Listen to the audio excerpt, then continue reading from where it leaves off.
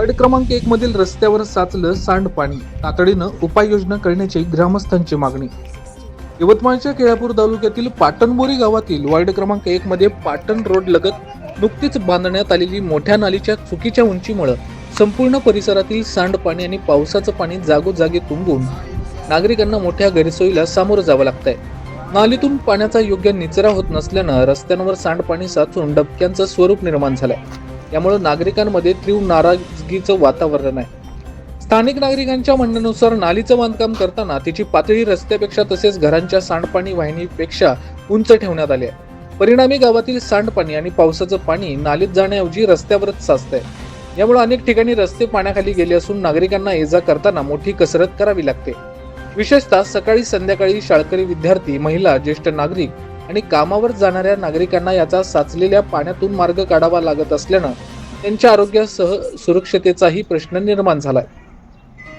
Ward क्रमांक 1 मधील रहिवाशांनी सांगितलं की नाली बांधण्यात आली खरी, मात्र योग्य नियोजनाभावी पाण्याचा निचरा होण्याऐवजी तो पूर्णपणे अडलाय.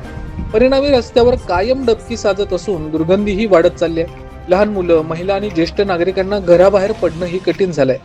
साचलेल्या सांडपाण्यामुळे डासांचा प्रादुर्भाव वाढण्याची शक्यता निर्माण झाली आहे. डेंग्यू, मलेरिया तसेच इतर साथीचे आजार पसरण्याची भीती नागरिक व्यक्त करतात.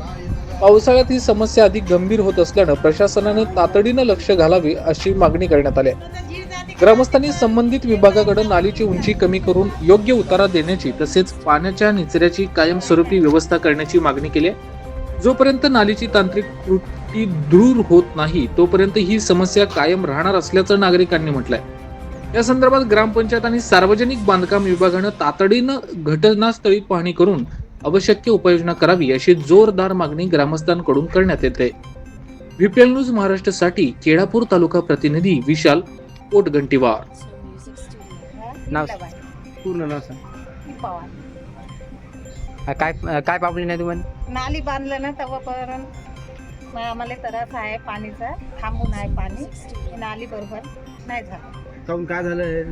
उतार इकडे झालं, पाणी जमा झालं, पुरं पाणी सापावीचं घरामध्ये साप निघत आहे, घरामध्ये घुसत आहे, थांबून आहे पाणी.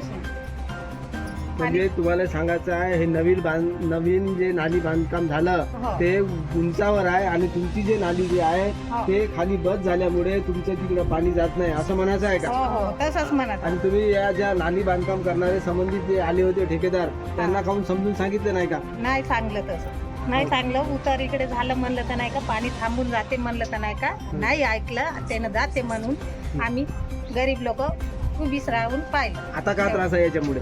पाणी थांबून आहे, पाणी साप घरामध्ये घुसत आहे, पाणी एवढा त्रास आहे आम्हाला. लेकरं बाळा आहे, पार्सल नाही. या संदर्भात ग्रामपंचायत सरपंच ग्रामसेवकला वगैरे सांगितले का? नाही सांगलं. त्यानं आलं तर नाही का, बांधलं इकडे थांबून जाते म्हणलं तर नाही का, नाही ऐकलं. नाही असं जाते बाई पाणी म्हणून नाही का, त्यानं त्याच्या खुशानं बांधून टाकलं. आम्ही चुपचाप उभे राहतो. तेवढंच पाणी अंदर जात आहे. आता पाणी जात नाही तिकडे, त्याच्यामुळे तुमच्या घरात घुसत आहे. डेंग्यू होत आहे आम्हाला. ताप म्हणलं तर ताप येत आहे.